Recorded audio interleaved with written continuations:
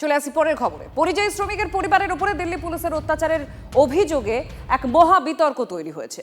মুখ্যমন্ত্রী যে পোস্ট করেছেন ভিডিও, সেই বিষয়টি অসত্য বলে দাবি করেছে দিল্লি পুলিশ।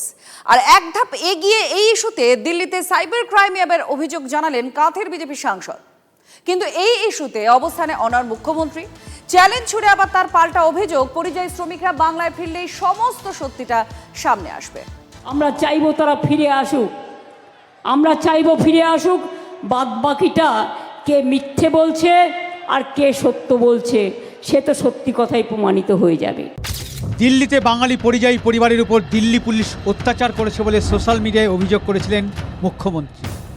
দিল্লি পুলিশও পাল্টা দাবি করেছিল যে এই অভিযোগ ভিত্তিহীন। সেই বিতর্কেই আরও উচ্চগ্রামে নিয়ে গিয়ে বিজেপি শাসিত রাজ্যে বাংলা ভাষাভাষী মানুষের উপর অত্যাচারের অভিযোগে সুর চড়ালেন মুখ্যমন্ত্রী মমতা বন্দ্যোপাধ্যায়। ফের টানলেন রাজধানী দিল্লির নাম।